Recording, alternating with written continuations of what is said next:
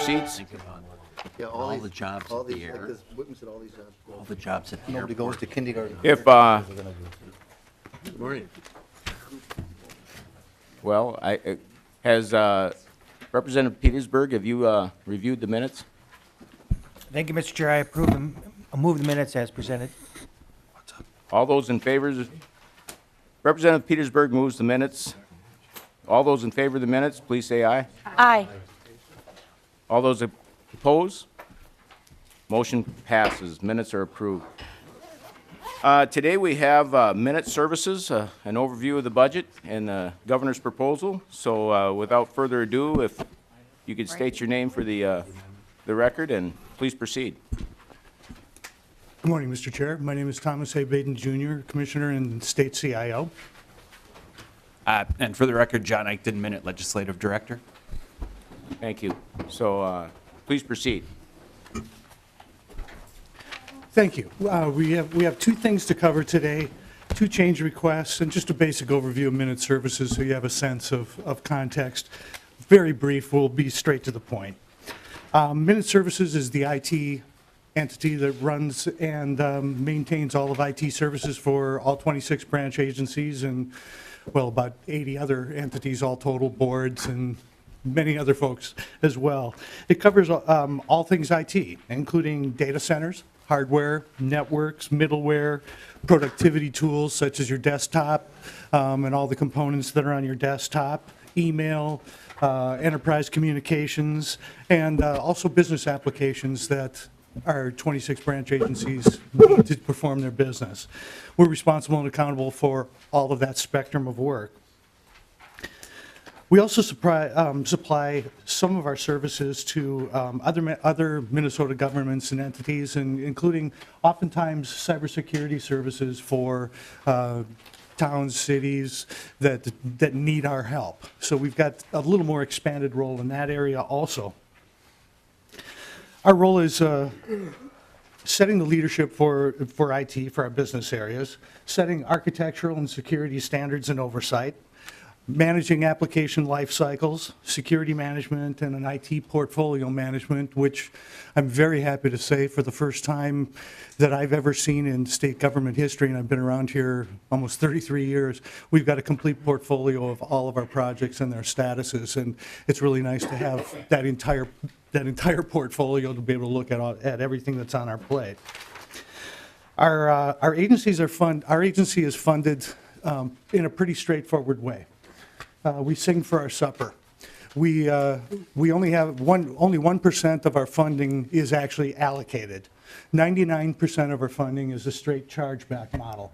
In essence, we provide IT services, whether it be IT products, professional technical services. We provide that all back to the agencies in a chargeback model. So it's really a slightly different model than other agencies that have allocations.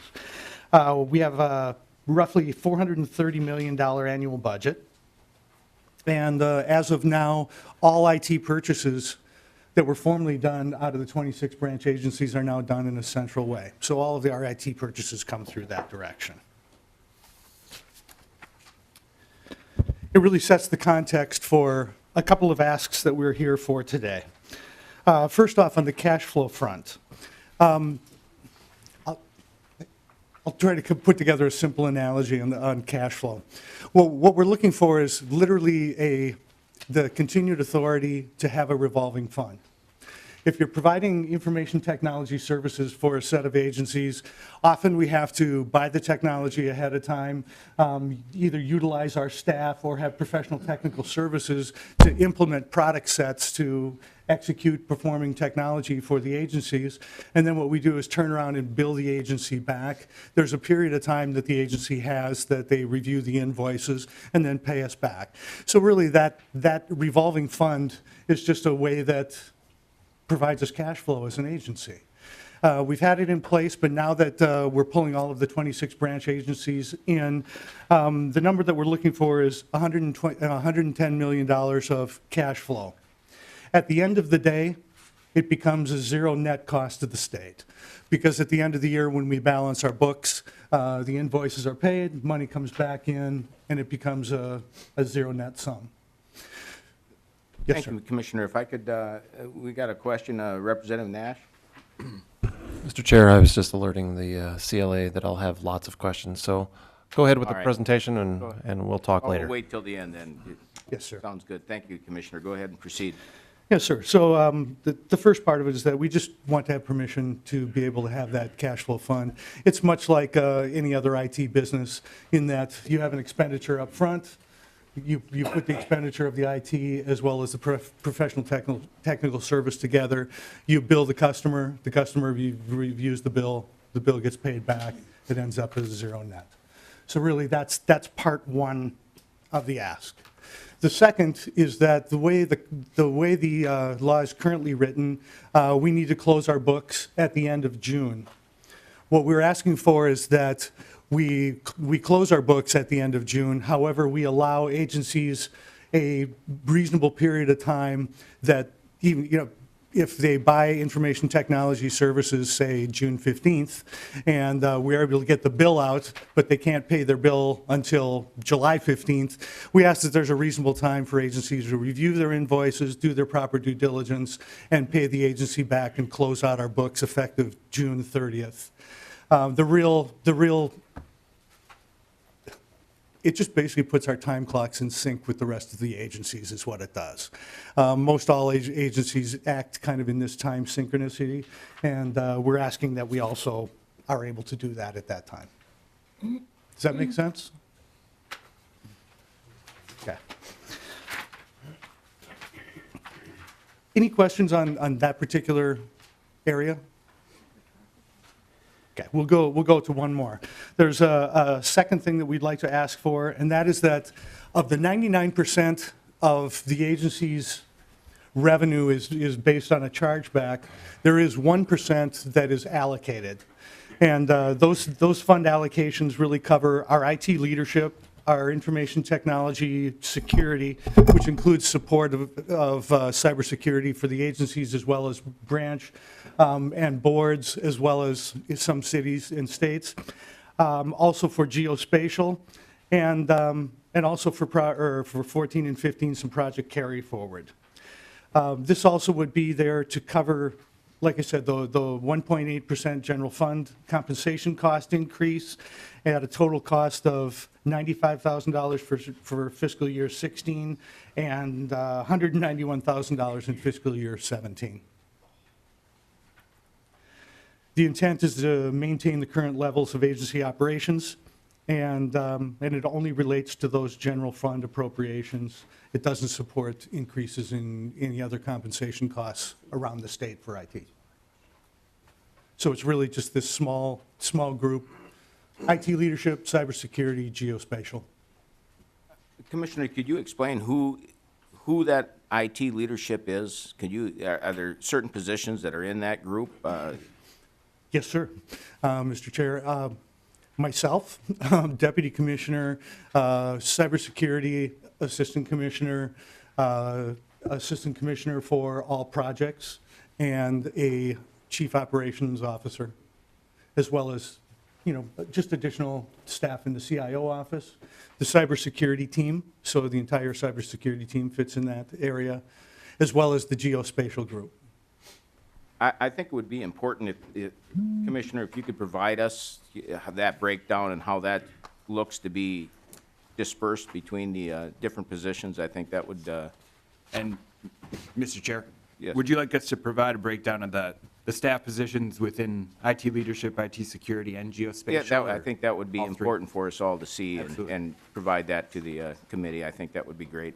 Great. Thank you. And we got Representative Lunan, you have a question? Yeah, thank you, Mr. Chairman.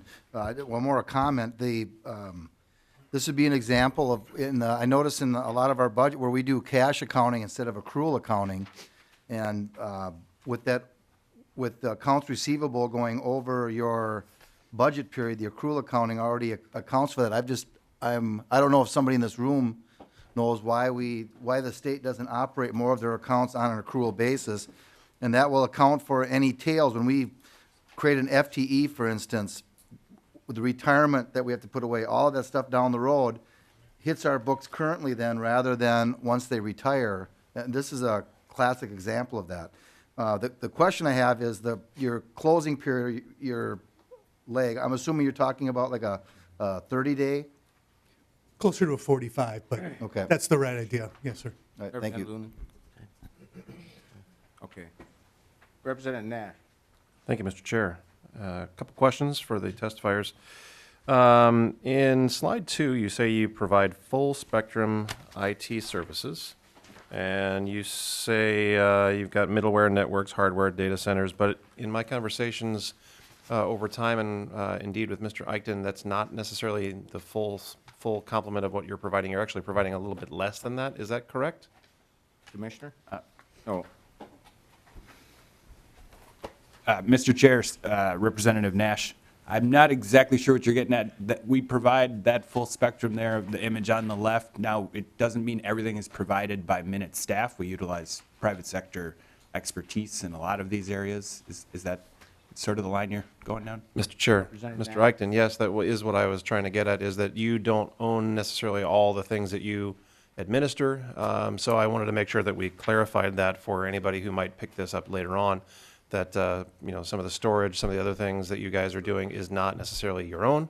And I just wanted to make sure that we provided that level of clarity for both people here in the room and for folks who may be watching. Yes, Mr. Chair, Representative Nash, that's absolutely correct. I mean, for instance, our enterprise data center is a leased facility. It's a private sector-owned data center that provides services not just to the state, but the federal government as well. We utilize a hybrid. It's a mix of internally provided services and then private sector. So that's absolutely correct. Mr. Chair, a couple Representative other Nash? questions. Thank you, sir. Thank you, Mr. Chair. One of the other questions that I had is, Mr.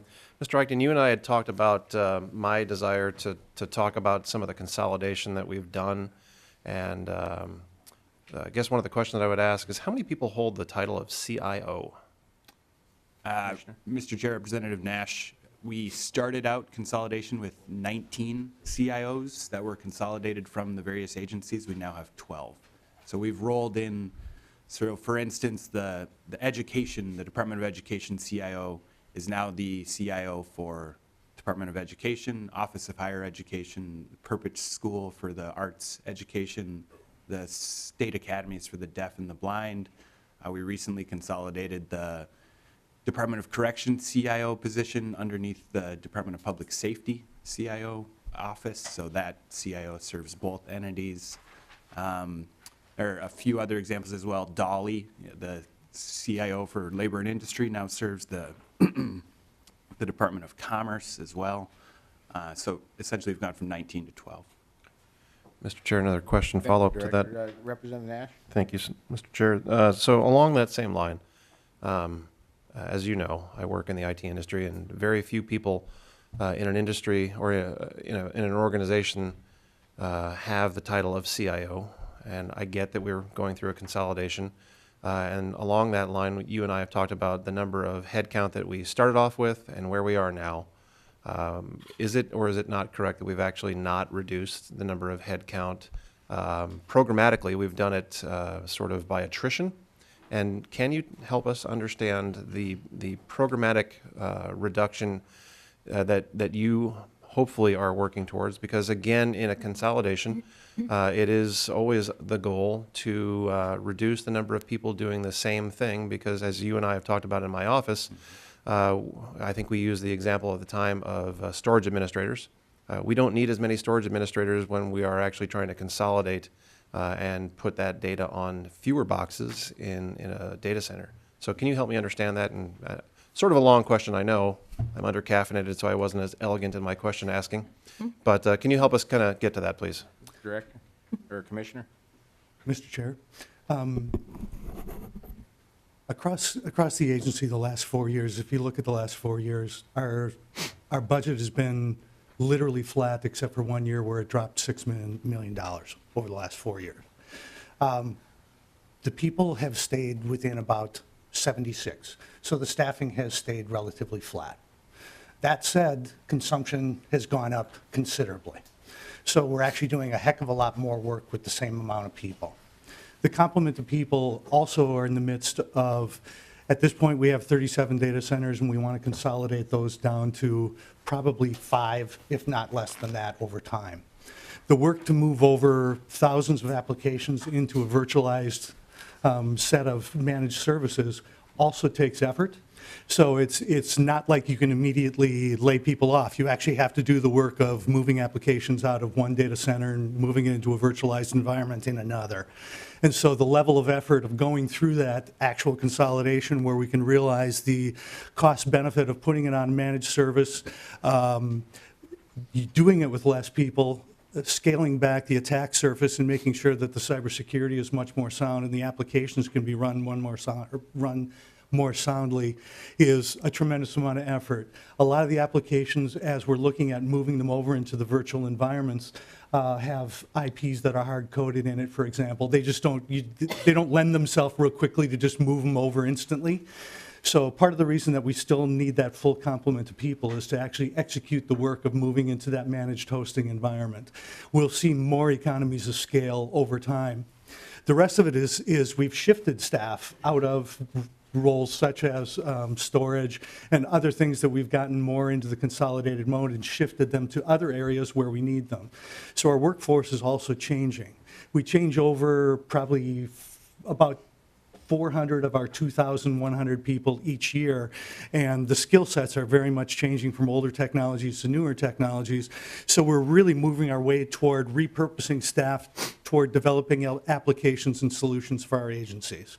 So consumption has gone up, we've kept our costs lower, and we're still in the path of consolidating those data centers and trying to gain some of those efficiencies that you're speaking of, sir. Representative Nash? Mr. Chair, Mr. Badden, to the question that I'd asked regarding the number of CIOs and the consolidation of that as well, I know my question was long, but could you address that as well? Commissioner? Yes, we've been really practically looking at each of the CIOs, and as those folks either move on to other positions or retire, our approach has been, for that CIO, we look for lines of business that are really similar, so that the CIO can look at opportunities across multiple agencies and multiple programs. For example, I came out of Department of Human Services, and Human Services was about the size of 9 agencies. And we went through a similar consolidation at that agency before I came into this role. And really, as basic as I can say it, is there were a number of healthcare and social services that aligned together very well, and so we wanted to optimize the technology behind those programs. It was similar around public safety and corrections, where we just made that same move of consolidating that under one CIO. Many of the IT needs for both of those agencies are very, very similar, so we wanted to align that leadership behind those IT technologies that had some synergy. Representative Nash, follow-up? Mr. Chair, thank you. Last question for now. We've had testimony in this committee regarding some of the services that you provide to other agencies. And Mr. Eichten, you and I had talked about this, that formalized quotes have not been necessarily the practice for all requests that have been made to you. Please tell me that we're trying to address that and ameliorate that problem, because I know I met with Mr. Goldsmith yesterday, who has also said that he's put in a request for quotations, and I believe yesterday he told me he's still at 6 weeks waiting to get a quote back. And I'm just trying to understand how we're designed to serve our internal clients, and yet we're not getting to the point where we can actually serve our internal clients, because Mr. Goldsmith is still waiting for a quotation. Mr. Chair, Representative Nash, to clarify, Mr. Goldsmith is the director of the Campaign Finance Board, which is not part of IT consolidation. I'm aware of his request for a quote for service costs, and it actually relates to a service that, due to consolidation, we're considering whether we want to, or whether it makes sense to provide that outside of the consolidated entities, outside of that scope of groups anymore. So there has been a delay in getting him that quote as we internally make that call.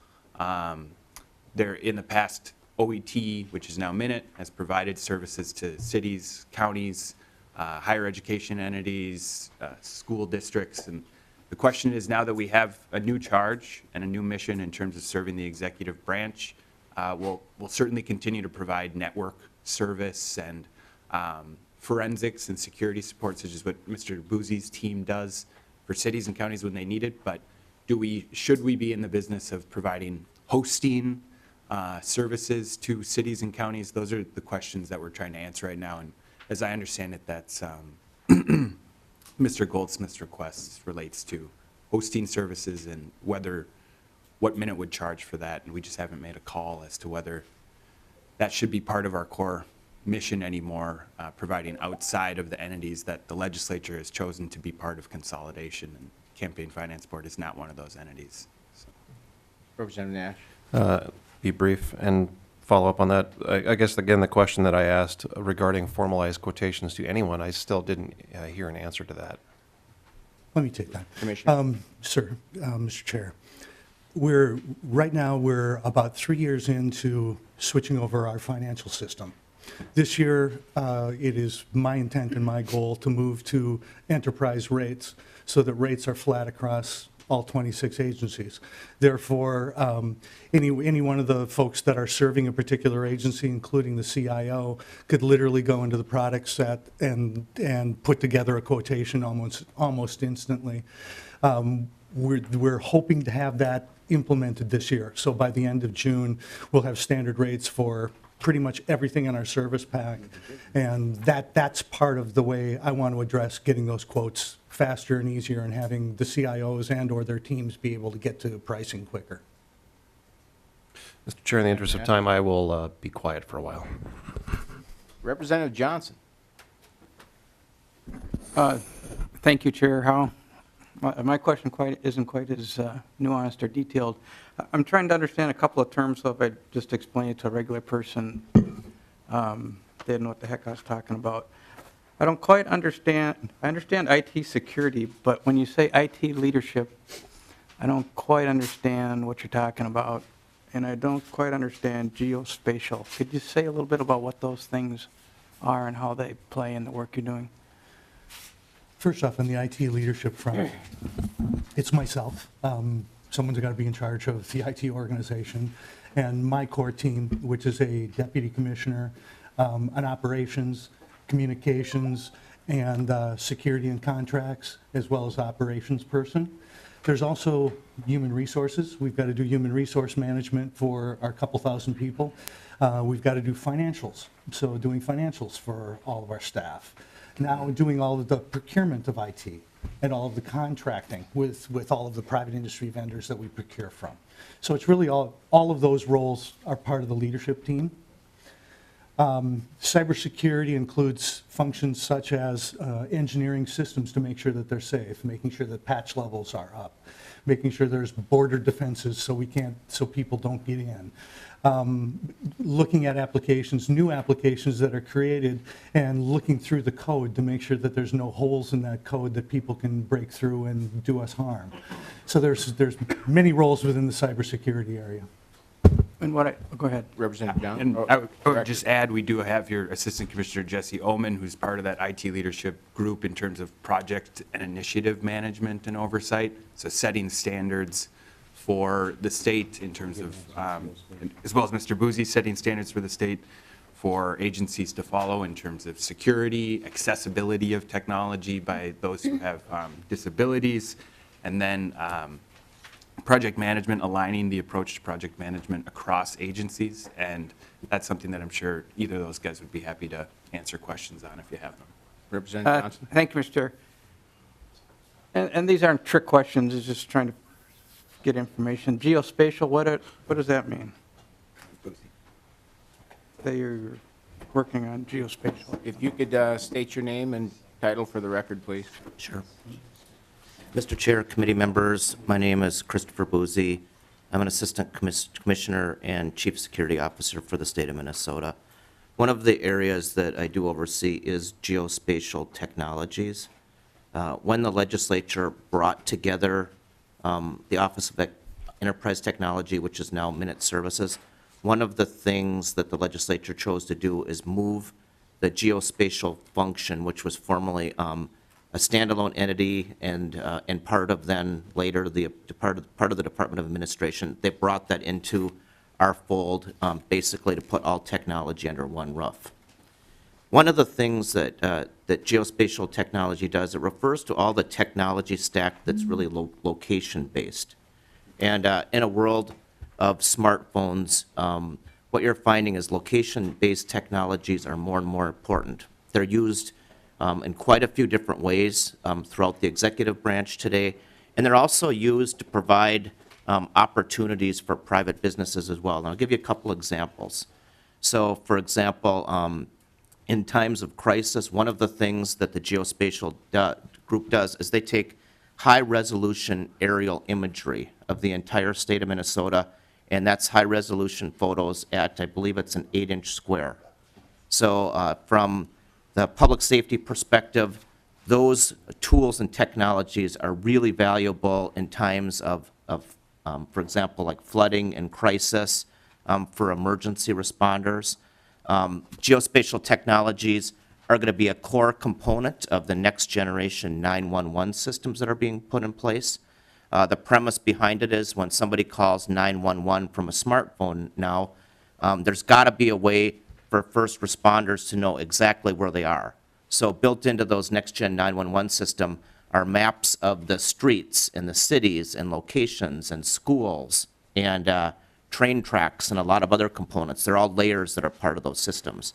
So a lot of those geospatial technologies today are used by various agencies such as DOT for road building, DNR for managing lands and waterways. But on the private sector as well, all of this data is put together and it's made available through a public resource called the Minnesota Geospatial Commons. And it's an asset to the private sector as well. So, for example, I'm aware that the placement of wind farms in southern Minnesota are based on some of the plat maps that are published through our organization, as well as height data that's published as well, called elevation data or LiDAR data that's out there as well. So there's lots of different uses of that data. Realtors and surveyors use that data. So our group manages all that data as a benefit to the public sector, the private sector. The good news story, though, is that in the past it was managed agency by agency, group by group, and now it's being put together in the Minnesota Geospatial Commons. And there's even several uses right now where the legislature is taking advantage of that as bills are passed and different programs are adopted for bills. The Minnesota Geospatial Group is allowing that to be presented on maps so that policymakers can see how bills impact their districts. So I hope that wasn't too long of an answer. No, I appreciate that helped explain what it was. Thank you. Thank you, Mr. Chair. Thank you. Representative Albright. Mr. Bosey, I just have a follow-on question. And you possess an incredible amount of pretty important data, just as you said with the geospatial and knowledge of locations of certain functions of government or functions of the electrical grid or what have you. So my first question to you would be, how are you protecting our data? What measures are you taking? And you can be as proud as you want. Deputy Commissioner. Mr. Chair, committee members, that is just a huge question. And it could go on for several hearings.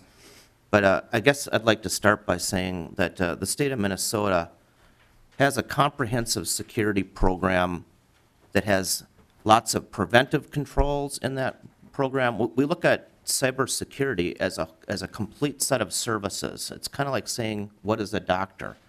But we have services that are out there to protect state data. Those are things like the various access control services we have in place to limit logical access to data. We have physical controls in place. We have a lot of sophisticated technologies that we use today so that every piece of data and every system that's part of government, we do ongoing what are called vulnerability scans of government systems. So on a daily basis, we run approximately 30,000 computerized jobs that go out and we scan all the technology that's part of state government. We look for any exploitable weaknesses in those systems, which come about daily today as hackers find new weaknesses. And our job is to assess the state government to find and fix those kind of problems before they can actually become exploited. We have tools in place that actually take different events from across different government systems, and we put them together in a sophisticated technology system which correlates the events, and we're trying to find the needles in the haystack. So we have the preventive controls. We also have detective controls as well. We have intrusion detection systems. We have sophisticated monitoring systems that are in place. And then finally, there's the corrective processes that are in place as well. Despite the best efforts that government has, everybody knows that events happen. So we have comprehensive processes for dealing with incidents that happen on a day-to-day basis. And also we help government agencies develop testable recovery strategies for disaster recovery. So it's a very broad question that you ask, and we have a comprehensive program to address all of those different issues. I think one of the things that I'm excited about today, though, is that with the legislation that was passed, bringing Minute together under one roof for the entire executive branch, it gives us the opportunity to put this program in place where it can really be done well. And as Mr. Baden talked about, managed hosting, for example, and a lot of other core services that are being developed by Minute Services, the thing that is appealing to me as the security leader for our state, it provides a golden opportunity for us to finally get cybersecurity right. And to start baking those services into things like managed hosting out of the gate, because the old model where it was done agency by agency, there just wasn't enough money on the table to ever do what needs to be done in the world that we have today, where we have so many bad actors. Thank you, Mr. Representative Albright. Commissioner Baden, I just have a following question. To your first slide, you mentioned that MMB is permissive of what constitutes an operating loan of $110 million. And further down in the bullets, it talks about that authority requires repayment by the close of the biennium, and you're asking for a change in the repayment deadline. And so my question goes to the point of, in what instances is repayment delayed?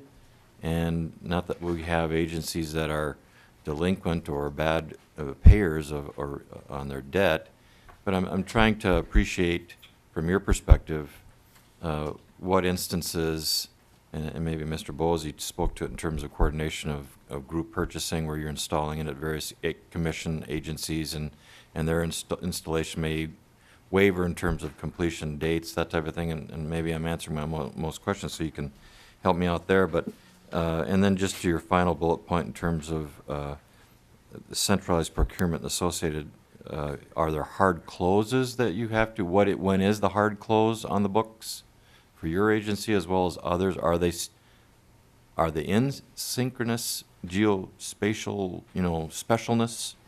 If you could just speak to those. I'm not a geek. Commissioner. Well, You can phone a geek. Madam Chair and committee members, generally how we want to close out the books at the end of the year is we put a soft close on all IT procurement right about the middle of May, so we can close out our books by the end of June. However, inevitably, there's going to be something that comes along that an agency needs an IT purchase of some nature. So we try to close our books on the schedule, by the end of the month, but I would say there's not been a year that's gone by that there's a critical project need or a critical device or a critical IT move that has to be done sometime in June. What it allows us to do is go ahead and execute on that, put together the invoice, give the agency a reasonable amount of time to review the invoice for correctness, pay it back, but then we would still close out the books by the end of the year. So our hard close is closer to mid-June, but we do a softer close. We try to wrap everything up by mid-May, but IT, It just happens all year long. So it really allows us the mechanism to go ahead and serve our agency partners and give them just a reasonable time to get their invoice paid. It's as simple as that. Representative Albright. Thank you, Madam Chair. Representative Nelson. Thank you, Madam Chair. And Commissioner, I guess the question I had, earlier they talked about, Representative Nash asked about reducing staff and you know, consolidate everybody. Why aren't we shedding people off? And you said that you're increasing the workload, increasing the things that you're doing. As we reduce staff and do this, are we relying more and more on outside consultants and outside contractors to do this work? And I guess how does that affect our security? If we're relying more and more on people from outside the agency and outside state employment, doesn't that open us up to hackers getting in through a back door, similar to what happened in some of the breaches and major companies that have happened in the last few years, Target being a main one? It sounds like somebody got in through a back door from an outside contractor of theirs and got into their system. Does this leave, you know, relying more and more on outside contractors, does it leave us more at a security risk? Yeah, Commissioner or Mr. Boozy. Madam Chair and Representative, it is a very good question. We're in any organization in IT right now is going to, you know, whether it be a private industry or government is going to have some sort of balance of private consulting and core state staff. So that's going to be fairly normal. And what we need to do as an IT organization is mitigate and manage that very carefully. Part of what we've done on many major projects now, especially developers, is we put together virtual environments that are controlled by the state so that if a contractor were to come in and write code, for example, that environment is battened down very tight. So the development's done here and that the code is reviewed here. When we review that software, we've got a security life cycle that any new software that's built and put in place goes through a very strict review, including a review of all the code to assure that those back doors are all battened up very tightly. All of that is part of the software delivery life cycle, and it's baked in many steps along the way, so we don't allow those back doors at any time. There is always going to be balance, though, of having private partners and state partners, just for capacity purposes and sometimes for competencies. You know, sometimes we just don't have a skill set in a certain area and we have to hire for it. We have to manage around that. We have to control those risks very carefully. Representative Nelson. Thank you, Madam Chair. I don't know if Mr. Boozman, it looks like he has a comment or on it, or was that? Yes. Mr. Boozy. Madam Chair, committee members, and I think one thing that's important to recognize is that, you know, the very nature of IT today is that people don't do everything on their own. There's organizations in the private sector that specialize in certain areas, and the state, just like every other organization, tries to look at what we do in relation to what's available in the private sector and source technology solutions so that it best meets the needs of the customers and the state as a whole as cost effectively as possible. So, for example, the state of Minnesota has an arrangement with Microsoft where we have Microsoft provide the back end of all the messaging services for state government. We have about 45,000 mailboxes that are managed by our partner Microsoft. So the thing that's important with any type of outsourcing arrangement is that we don't shed the risk. So we still own the risk of using a provider. So the question is, how do you manage the risk? So part of the thing that our internal security team does, whether we build it on-prem or whether we use vendor providers, we have to go through an assessment process and validate the controls of our vendor, make sure that the vendor has the right controls in place. And we also make the vendor attest to those controls contractually. So I just recently completed the negotiation with Microsoft for new services, and we make Microsoft go on record in the contract and say, okay, not only do you have the controls, but we're going to hold you liable for those controls contractually. And in the case of Microsoft, there's also other controls in that environment where we make them go through certain audit processes where we can actually have independent validation of those controls. So it's a great question, but it's all a matter of how risk is managed appropriately in today's IT world. I don't think we want to get into the debate of emails, so, given recent things. Representative Nelson, follow up. Thank you, Madam Chair. And I guess the other question I have in my mind here is with the discussion's been going on and what you talk about contracting out. I come from a construction background, and contractors make that choices every day, whether I'm going to do this job or with my people are contracted out. And so I understand a little bit about what you're talking about there. So the other question I had to do with the question Representative Nash asked about the Campaign Finance Board. How are you making those decisions about what stuff you're going to do and what stuff you're not going to do? I mean, the legislature didn't mandate Campaign Finance Board to come into your IT. You know, how do you make that decision? Is it based on staff capacity, the expertise of the people you have? How do you make that decision whether we're going to take on this type of work that is not part of our core mission? Commissioner. Madam Chair, Representatives, we make those decisions really carefully because we're a not-for-profit organization. So our first priority is to our 26 branch agencies, and that's what we've been really carefully weighing is how much can we do and do well, and what are the things that we can do outside of the branch agencies. And that's, I'm not trying to build a huge fiefdom here. I don't want to be IT for everybody. What we want to do is we want to do information technology very well for our 26 branch agencies. So we've been wrestling with where is that line, and just trying to carefully walk through that and make the right choices so we can focus on quality and service delivery and cost and cybersecurity for our branch agencies. That's Representative Nelson? Thank you. To that point, Commissioner, can you tell me how many contracts IT Minute has for cities, counties, and school districts? Madam Chair,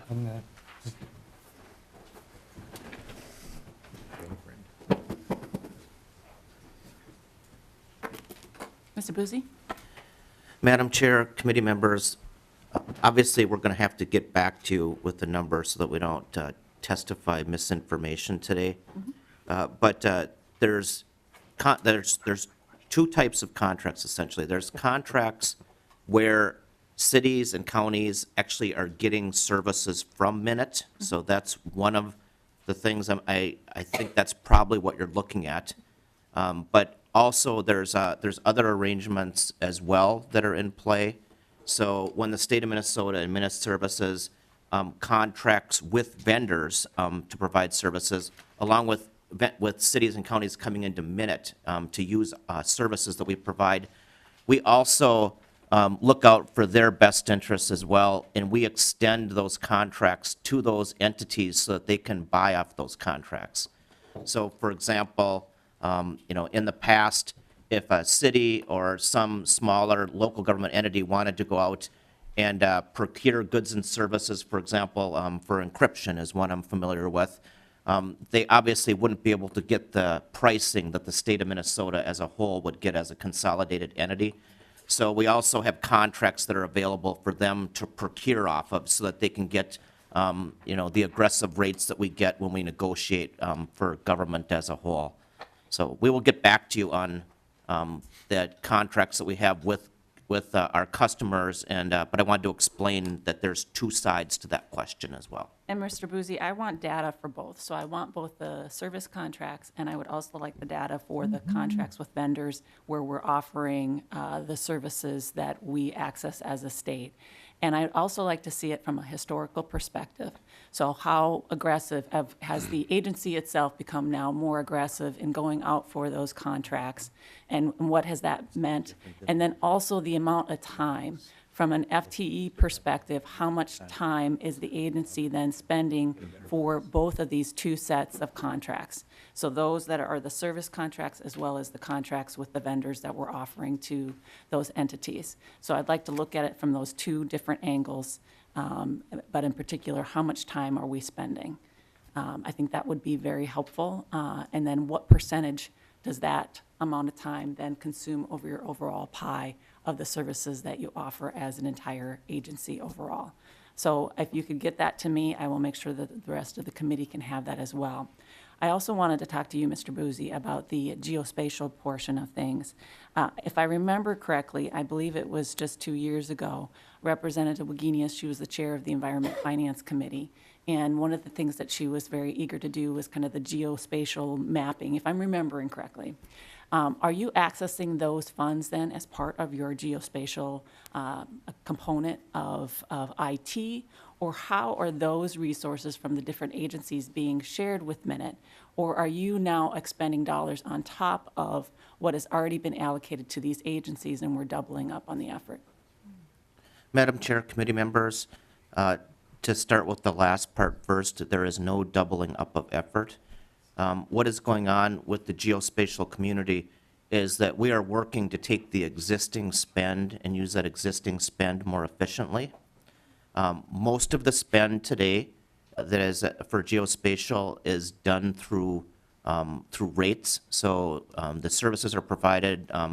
Our agency customers pay for those services. For example, the DOT has geospatial services that they receive so that they can, do street center lines and those kind of things that they need for their engineering and to manage their roadways. There is a small portion of general funding that is available as well for geospatial services. I believe that appropriation is about $800,000, and that is a lot of the geospatial work that's used to help put the data together and to manage those services that are made broadly available. I call them more of the citizen-facing services. It's to help, real estate folks and all other people to get that data. And as I mentioned, that's where to build economy of scale, rather than having surveyors and other folks go to all different individual government agencies and counties to get their data. Our vision for the future, which is now well underway, the first version is out there, is to have what's called the Minnesota Geospatial Commons, where people can come to one place. And today, I believe we have about 80 different data layers out there where people can see everything from late maps to plats to all the different types of location-based layers all in one place with tools in order to view that data. Well, maybe, Mr. Boozy, the doubling up isn't necessarily the right term, but what are we doing to make sure that by adding the component of Minute into it, that we are not consuming the resources that have already been allocated for this, and then we're going to have to come back and fund it some more because you're adding another component to it? Are you making sure that it's going to be cohesive and this isn't a situation that we're going to run short because we added Minute to the mix? Madam Chair, committee members, I think you can feel confident that that is not going to happen. If you look back and you see the real purpose of why there was bipartisan legislation for IT consolidation, because running all these types of technologies agency by agency by agency, everybody having their own servers, their own systems, no standards across the board, that was what was inefficient. So what Minute is trying to do here is to provide management rigor. And in areas where we did things multiple times with multiple systems, we're trying to do consolidation. We're trying to have one way of doing things where we can manage individual technologies that are more standardized. And the goal is to do that without raising the cost, to use the existing spend more efficiently, and also to do it more securely so that we can put things together and really run them with the level of technical rigor as well. And to that point, Mr. Boozy, I've gotten a lot of feedback from all different folks that have interactions with Minute. And one, I'm not going to name names, but one gave me a very good example of the steps prior to the consolidation being 2, and the steps after consolidation being this long for accessing IT services. And though I totally get the intent of, standardizing procedures and so forth, after you've kind of gone through kind of the growing pains of the consolidation, are you guys now going back and looking at how can we streamline this more and not make it so bureaucratic, if I can say that? What are you doing to try and now follow up with those entities? I know you have a separate feedback group, but I don't think that there is a sense that the feedback is is working. So what are you guys kind of doing to try and address the next step going forward? And I don't know if that's for you or if it's for the commissioner. Madam Chair, I'll let the commissioner speak this, but I can assure you that the goal of Minute isn't to make things bureaucratic. The goal of Minute is to streamline, to make things as efficient as possible, to run technology better than we have in the past as a state, and to run it more cost effectively. Those are the overarching goals. In some of the processes that were formerly, the easy types of processes in the past, what we found is that often they didn't have the right controls, they didn't have the right security that need to be in place. So some organizations, there's going to have to be some change. I think what you see is people are often uncomfortable with change, but our goal is to be efficient from a technology perspective, to be cost effective, and to make this an experience that our customers enjoy working with. And I'll let Mr. Baden address the question. Well, and Mr. Boozy, I totally get that, and I know the position that you guys are in. I am very sympathetic because I know that people don't like change. I think maybe what might be helpful is if you guys can give me an example of maybe a $5,000 purchase versus a major ticket item purchase, and the difference between the two versions of what steps do you have to go through if you are asking for a $5,000 purchase versus a significant purchase. And if you can kind of give us an example, and maybe that will give us a better idea of kind of your inner process and system that you work with, and we can kind of go from there. Commissioner, I don't know if you wanted to comment to this at all. If not, you don't have to. I have a whole nother list of questions as well, so. I want to go to, I think, what is part of your underlying question, and just kind of having an agency hat on and now this role hat on. And I've watched it from both sides of the fence. When you're working in an agency in the previous pre-consolidation model, in many ways it was more nimble and it was more agile. You could trot downstairs and talk to your server person or whatever and just say, spin this up, get it done. However, what that led to was 37 data centers. Well, for example, when we went through the consolidation of our IT at DHS, we had something like 5,000 servers running at 5% capacity. It was the most ridiculous waste of IT that I've ever seen. We immediately went on let's consolidate all the servers into a virtual environment. We optimized those, we put security patches on, we put rigor, and actually folks at that point would look at it and go, well, now you slowed us down because I can't run over to Best Buy and buy a server and put another one in. So the bad news is that, well, that maybe it took a little bit more effort to get to the point where we had a whole virtualized environment. But now if you need server space, we can spin it up in a matter of minutes. It's more secure. It's much more cost effective. The security surface is substantially reduced. And that shift took us really about 4 years to really shift the culture at DHS, which had 8 major divisions, and we're going through the same thing just on a larger scale right now. It takes time for folks to adjust to those processes. It takes an agency of our size, of Minute size, to get good at it. We're utilizing a lot of our technical partners as well to help us get better at it and to increase our speed and increase our effectiveness. And I even just look right now at our managed hosting offering, and it's not going in as quickly as I would like to see it go in. However, it's going in securely, stably. We're trying to make sure that we build the base really well, so as we move all of those environments in, it's clean and it's crisp, it's solid, it's stable, secure. Once we get past that, make sure we've got it, we can accelerate it from many agencies in, and we can hone that down. My answer is we need to improve at it. Okay. But we are working it very diligently, and I've seen firsthand the results. Okay. Mr. Boozy, you wanted to comment to that? Madam Chair, committee members, and one more thing I think it's important to point out is that as policymakers, I'm sure you hear individual instances where things are perceived as not going as well due to the consolidation efforts that are underway.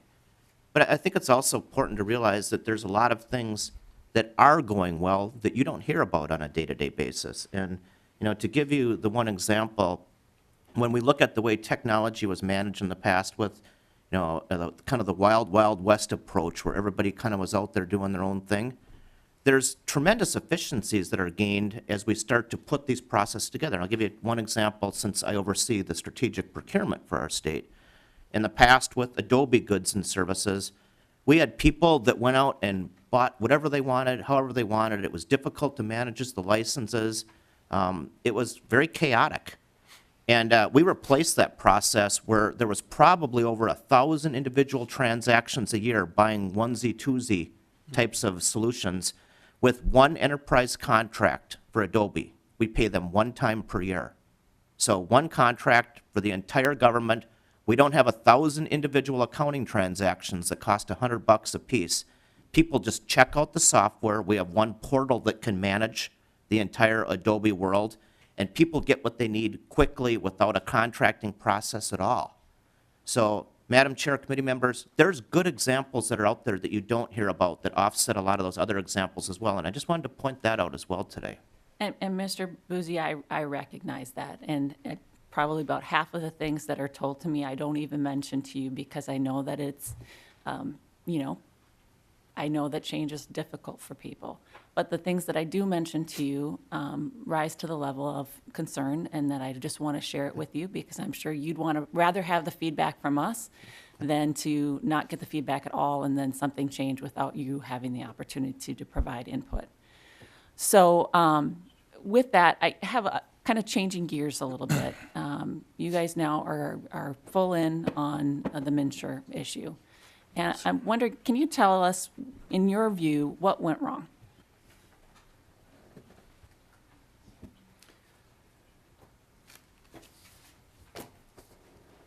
I think the biggest thing was timing. When, as CIO at Human Services, we watched, we were engaged, we were a part of it. When I became first involved, it was November, it was less than a year before go live, and vendors were just coming on board. A system that does complex eligibility, financials, an insurance portal, one that is required to have the level of security, the level of compliance and auditability, interfaces with a federal hub that were tremendously complex, a set of shifting rules that software needed to be built against that were shifting over the course of the summer all the way going into August before an October 1st go live. Even with bringing in some of the best IT vendors that were available, it was impossible to do in that period of time. Managing the scope against that time frame was difficult for everybody. I actually watched, if you have a chance to go out and watch Mikey, who was at Google and came to work for the Federal Exchange. He does a presentation on it. I would encourage you to take a look at his overview of how the federal rollout went. A lot of similar issues. It was a really tight time frame to do a very, very highly complex project, and with changing requirements over the summer, it caused late delivery of the software because what they were building against was changing over the course of the whole summer, which caused not enough time for doing testing. If there wasn't enough time to do, if you get the software late because the requirements or the federal law interpretation was changing over the course of the summer and the software comes late, there's not enough time to test it, therefore the quality of the software is just not going to be good. There were a few things, though, I do want to point out that went okay. One of the smart things that I believe we did at MN.IT in our participation with them is we said, we looked at cloud services, we looked at infrastructure, and we said, let's reuse a stack of infrastructure that we have. So things such as load balancers, firewalls, routers, switches, data centers, databases, Oracle RAC clusters, high availability, middleware services, So all of that technology was available that we reused. That all came up on time, on budget. And by the way, over the course of, as I came back around the Christmas time after the go-live, and I watched the Minute team. I remember one morning that we had literally the state CIO and 4 assistant commissioners in a room looking at all of the underpinning infrastructure and going, that's not the problem. The problem was the software. The software just, it came late because the requirements came late and it just didn't get fully tested. So when you say the requirements, so are you talking about the federal timeline, that was unrealistic? Or give me a little more details on what you mean on the timing piece of it. It was mainly that, you know, there was much law that was written, and all of that needed interpretation. So generally in large software development in government, what happens is the law comes out, then policy people look at that law and go, what does that law mean in a practical algorithm that means someone's eligible or not, or someone's eligible for tax credits or not. Those interpretations were coming out literally right through, literally in August. So major interpretations of that law were coming from the feds in July and August, which didn't allow the software vendors time to deliver those policies in code. Okay. Well, talk to me about moving forward.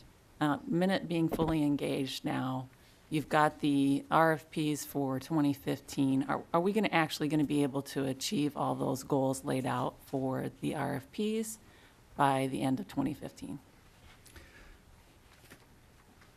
Realistically, when I look at where we're at right now, I mean, we're in March, open enrollments. You know, my understanding is that 2015, we have this grant funding available to execute on the project.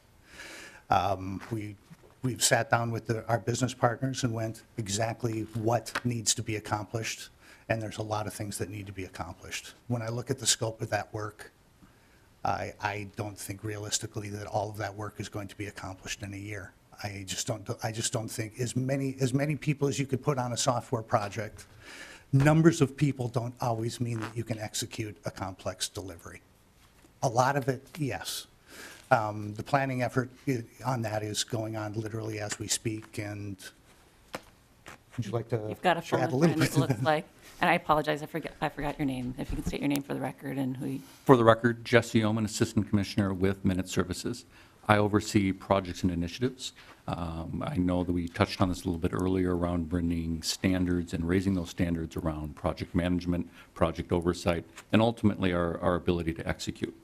One other thing I would add that I see has shifted in particular with the MNSure project, and I think the OLA did a great job of laying out a lot of the points of what went wrong in the different areas, is around governance and project structure and the ability to make sure that we're not trying to just run on the fly or be in a firefighting mode. I think that was actually quoted in the report. But that there is a steering committee and that there is governance and that decisions are going up and down. And I'd like to add to the commissioner's comments, you know, going into this year, one of the things that we are going to make sure is that we are being realistic, upfront, and transparent in what can be done, what can be accomplished. I know that there is a long list of what we'd like to do, and we are working with our partners in that prioritization to make sure that they are communicating to us as their IT providers what their priority is. It is our responsibility and our goal and what we will deliver on to say, and this is what that takes, and this is what we can do and what we can deliver on, and make sure that that is very clear and that we are being upfront with it. And Mr. Ullman, we appreciate that. I think that's going to be more helpful moving forward. Commissioner, when do you think that it will be fully built out and functional? Madam Chair, early on, when I first kind of set my eyes on reading those 17,000 pages, I did that one weekend, and I sat and looked at it and went, how big a project is this? My first estimate was this is 3 years to get a base, to get a good solid base. And I think that's actually when stated that very early on, but I also heard from the Federal Exchange folks the other day that they believe it's going to take them another 2 years to get to a good base as well. And given that, what will the spend be to get to that 3 years base? You've got some extra money from the feds. What beyond that dollar amount will it take? Looking at the grant funding, Madam Chair, Madam Chair and committee members, in looking at the grant funding and the way the structure of what would be necessary from professional technical services, other additional software, any architectural changes that need to be put in place to make sure that it's very stable, the grant funding that's there looks very sufficient to me.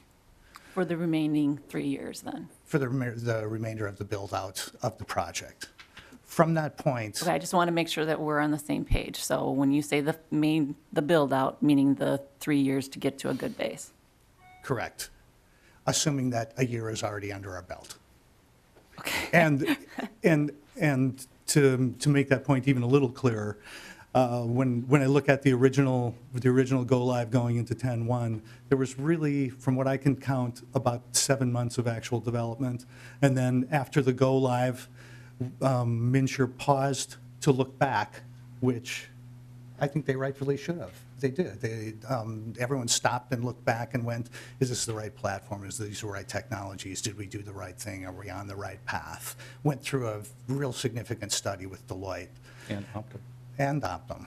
And then the project started back up again really in July. So another 6 months. So really, we've only had about a year of actual real development time. I think there's a couple more years of solid development time to go yet. And Commissioner, is this going to require additional FTEs, or what are we talking about for the agency? Or is it going to be achievable within the staffing parameters that you have right now? And let me ask you this, I assume MNsure, did they have their, because they're not under our jurisdiction, did they have their own IT then? Are you bringing them into Minute? How does that work? So But to the first question, yeah, Mr. Omen. Sorry, Madam Chair, members of the committee. Actually, the IT that is within MNsure is Minute employees. So Okay. part of the exemptions were around a lot of oversight, but they weren't necessarily fully excluded from that consolidation. So those are Minute employees right there. As far as the staffing model, we're looking at a really three-pronged approach, like you do with most modern large IT projects. We will look to reallocate internal staff that we have today, especially those with good business knowledge around public programs and that history and the ability to be able to bring that knowledge there. We will leverage outside resources and partners, especially ones with specific skill sets that might potentially be deeper than ours, or to be able to supplement what we have. And we will have new positions posted, though, with the nature of where we're at, those are going to be temporary and classified for now, which gives us a lot of flexibility going forward as far as the permanency or non-permanency of those roles. And Mr. Omen, if you can kind of give me greater details on that, if you can just shoot me an email with those details, that would be helpful too. Madam Chair, I'll be happy to. Okay, members, thank you for your patience. I'm going to go to the people that have not spoken yet, and I've got Representative Khan. Yes, well, Madam Chairman, sorry I was a little late this morning, but one of the things, you have a bill that's coming to your committee yesterday from GovOps, which puts MNsure, takes the exemptions for MNsure and gets rid of them and puts them back into Minute. And a piece that I passed out at that committee, which I'm sure we can get for this one, is the press release from the governor's office, which shows that the consolidation saved $27 million over the first 3 years. It's probably now up to over $30 million. And I think that was a significant, for something that was very difficult to do, I think that was a significant first 3 years process. And of course, I always like seeing Mr. Boozy here because it's another example of the executive branch ripping off the legislature. He was legislative auditor trained, and he did all our security stuff for that group, and then they, of course, took them away from us. We train them, they steal them, right? Yes. Yes. All right, I've got Representative Nash. Madam Chair, thank you. Mr. Boozy, if you'd come on down. And while you're coming, Commissioner, let me say I was pleased when you answered Representative Nelson's question to hear that you are a virtualized environment, because that does limit security risks, and I'm pleased to hear that. And that sort of helped make the point that I was trying to make. Mr. Boozy, if you could, you've heard me ask a few critical questions, but I'm going to give you a couple of attaboys and ask you some questions regarding that. So the geospatial, my background that got me into IT is in GIS, and I'm pleased to hear that we've got essentially you just described a GIS without calling it a GIS. So am I correct that you've got cadastral, E911, Tiger files wrapped up into that? Are you also making it available to places like MN.IT for pavement management programs so that they can actually store as a layer in the GIS the pavement index score of that and things like that? So help me understand the GIS that you've built using the photogrammetric information that we've got. Are you making that available to all the other agencies? And then as a follow-up on that, since I'm good at packing questions together, are you also going to be making that available to counties and cities? Because when I was mayor in Waconia, we had a partnership with the county that we had control of, and we would allocate funds for. And I just want to be able to answer that, because I see that as potentially problematic for cities and counties from having the person on board that they can actually create a work ticket with and get it done quickly. Mr. Boozy?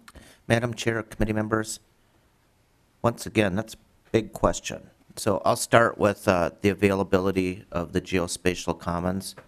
So the geospatial commons is built today. It is a one-stop hosting platform where any government agency that has geospatial data, either for their internal needs or for external citizen-facing needs, to put that data out there and make it available. Our goal as MN.IT Services is to host all geospatial data in that one spot to promote consistency, data sharing, and cost effectiveness. So that, I believe, was the first part of the answer to the question. The second part is a little bit more complicated. Actually, the second part about 911. Our hope is to be able to use the existing infrastructure to host as much of that data as we possibly can in one spot. The 911 project is just underway right now, and there's technical considerations that are going to have to come into play here. So, for example, it's going to be really, really important for them to have very good street center lines, and that kind of data is not put together by one organization. The state has data for state highways. Cities and localities have their own centerline data. All this data gets put together by our team and published. The question is, given the needs of the 911 system, can they directly access that data out of the commons, or do we have to actually have a process to move that into the 911 system? Some of those technical issues need to be figured out as part of the project.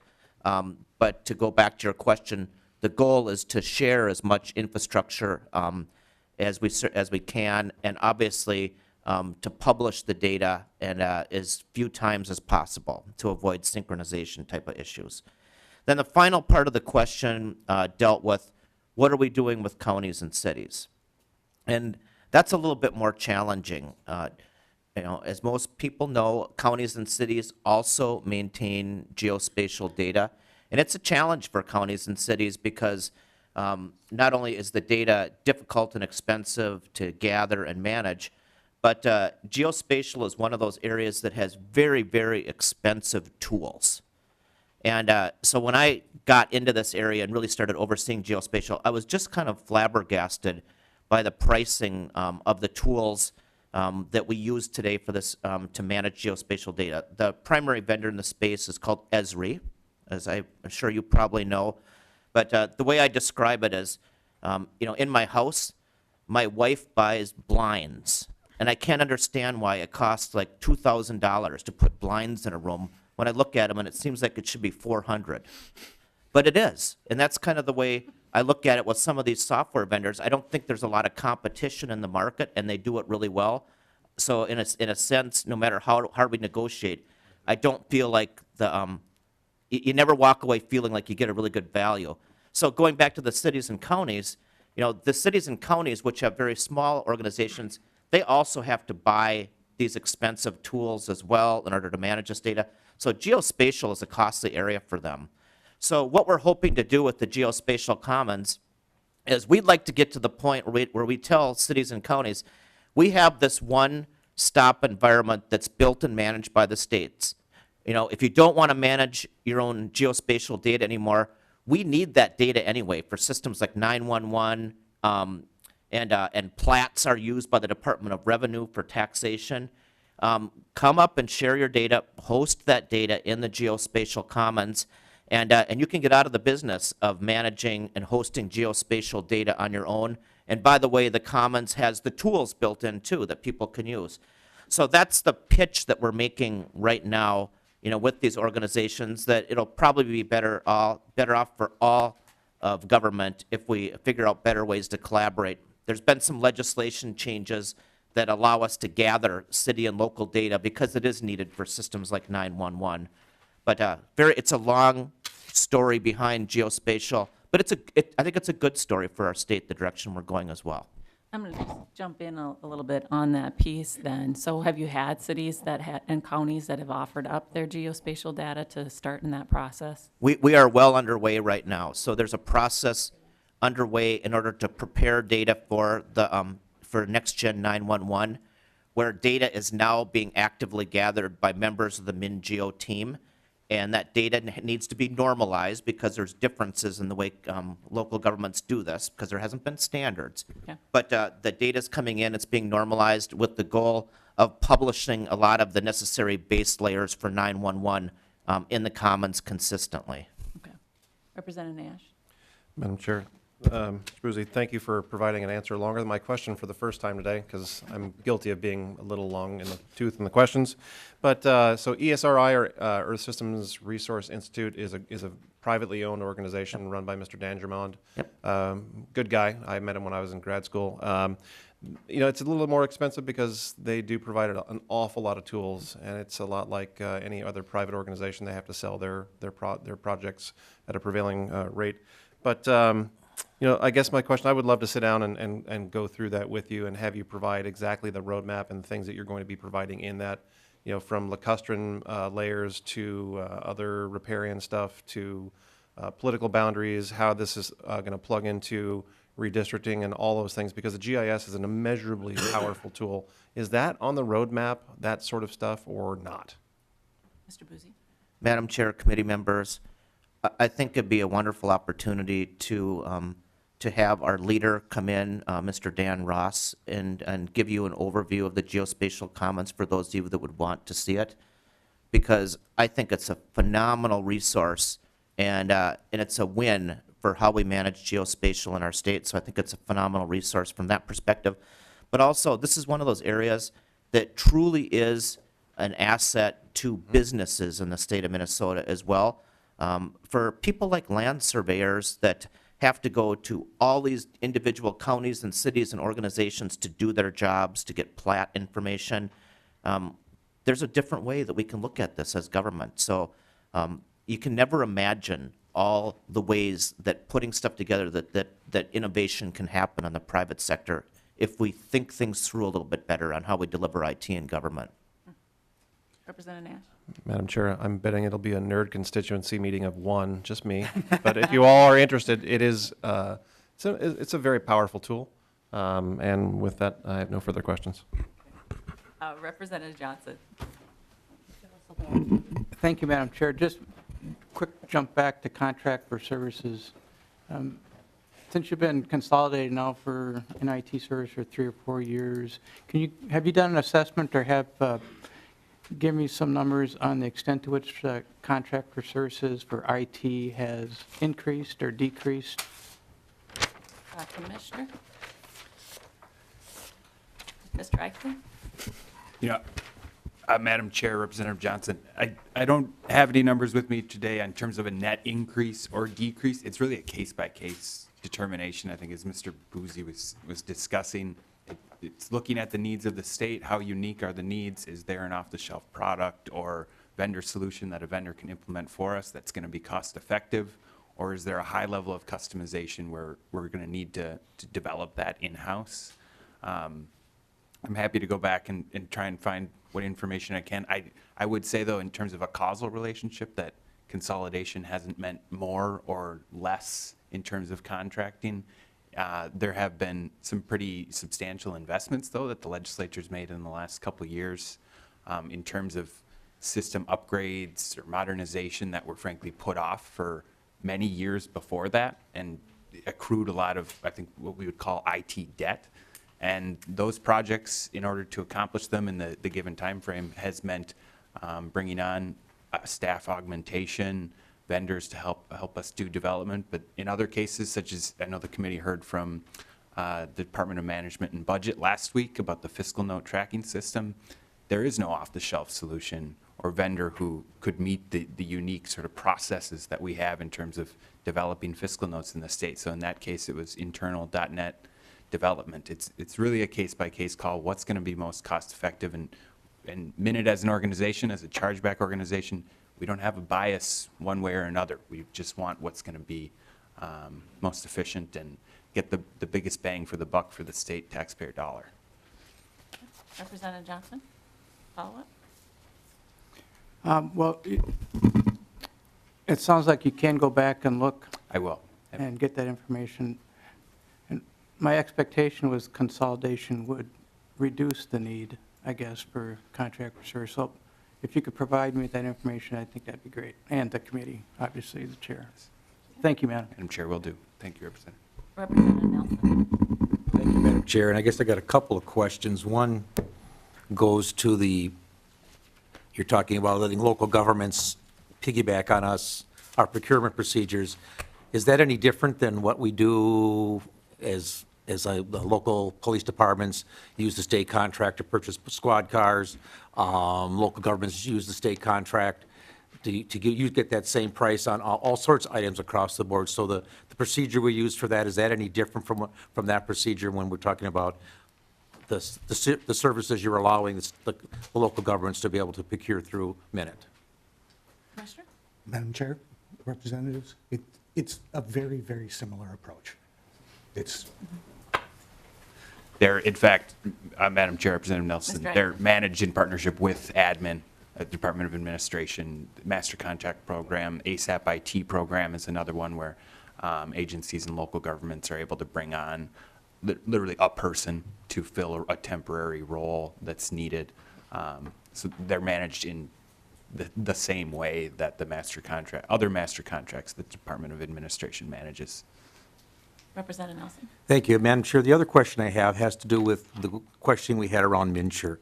And as I remember it, between the 2011-2012 legislature, there was nothing being done before that was being, the law had already been passed at the federal level that the legislature did nothing. In fact, the governor, in the report that we got yesterday from the state auditor, there was, from the legislative auditor, excuse me, there was, the Governor Pawlenty signed an executive order that no money would be spent on doing anything to set this up. Did that delay in helping getting the IT and spending money to get that design work done ahead of time, did that help cause some of the problems that started with the first year of MNsure because that, and you said that was the type time frame, and yes, there was changes being made all the way up to August, but if we had a year and a half prior to that to do some of the design work, would some of those delays have been mitigated and problems been mitigated? Well, Representative Nelson, as the commissioner highlighted earlier, it was more of an issue of the federal requirements and the timeline associated with that. I think if you're just getting the interpretation of the law in August, I can imagine that would cause a lot of problems for you. But Commissioner, you would like to respond? Madam Chair, representatives, I think the legislative audit really tells the tale well, so I guess I'd refer back to Mr. Nobles and his team's work there. We could have always used time, and it would be difficult to speculate from my perspective, would have that made an impact?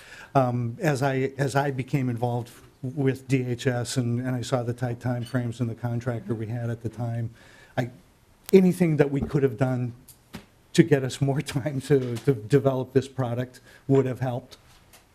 And Madam Chair, I would just add, just factually, that other states were able to access or applied for and access planning grant funds for exchange development earlier than Minnesota did. Impact on the overall project timeline and ability to deliver in October 2013, that's speculation, but there were planning grants that other states were able to access earlier. It's just factual. And Mr. Eichten, when was that first, when did Dayton, he issued his executive order to get the first grant? When was that? Do you remember what the date was? I believe it was 2011. It wouldn't have been before that. I believe it was fairly early in the administration, 2011 at some time. Mr. Ullman's coming down to help. I think that is in the OLA audit. I think we read out the time frame there. Yeah. Some of that's Mr. wrong, and Eichten? it was really low. As Mr. Owen was saying, Madam Chair, I believe it is noted the exact date in the OLA's audit. This was, and I believe it was 2011. So Okay, you can look to the audit, it would be there. Okay. Representative Nelson, any follow-up? No. Okay. Just on that point, though, too, when did Minshire hire their first staff? Do you know that at all? Madam Chair, I don't. I would defer to Minshire on that Okay. question. And how about, do you know when the RFPs were issued? Because that would have involved your minute staff. Madam Chair, all that would be in the audit, literally all those timeframes. In fact, I wish I would have brought it with for that exact question. There's kind of a time module that the auditor laid out real well. And Mr. Eichten? Madam Chair, Minute was not a signatory on the RFP, Right. just to be clear. Do you know, though, when the contracts were signed at all or anything like that? Just in case it was on the top of your head, not that you would know for sure, but I just thought I'd ask. Okay. I'm looking for phone a friend. I'm not getting an answer, Madam Chair. I apologize. They're leaving you high and dry. That's not good. Representative Khan. Well, one of the worst things, Madam Chairman, one of the worst things that I think that was done was that the not informing people right away that they could take a paper route, that they didn't have to keep trying to use the, the servers and everything like that. And that was just, and it was, the feds didn't do it, the state didn't do it, and that was pretty bad. And talking about the problems that other states are having, apparently Oregon has just totally canceled its state one, gone to the federal one. I have a daughter who lives there who called me up and started screaming about all this, and I told her to contact her state legislator. No matter what she felt, I wasn't her state legislator. So we'll see. So we'll see what happens. We'll see what happens there. Yeah, well, all of this transpired before legislation, so these were kind of the things that were happening behind the scenes. Members, any other questions at all? Okay, I just want to say thank you to Mr. Eichten. I know you're expecting your first baby. Thank you. Oh, how many weeks? I hope I'm not embarrassing you too much. No. She I'm a will mom, be that's arriving my in job. late May, early June. So Late May, early June. So you'll have a Father's Day. I will. That's Absolutely. exciting. I'm pretty sure. Congrats to you on that. Thank Yeah. you, Madam Chair. Representative Johnson. Thank you, Madam Chair. I'll wait till you're done saying goodbye to our guests, but just a quick comment. Okay.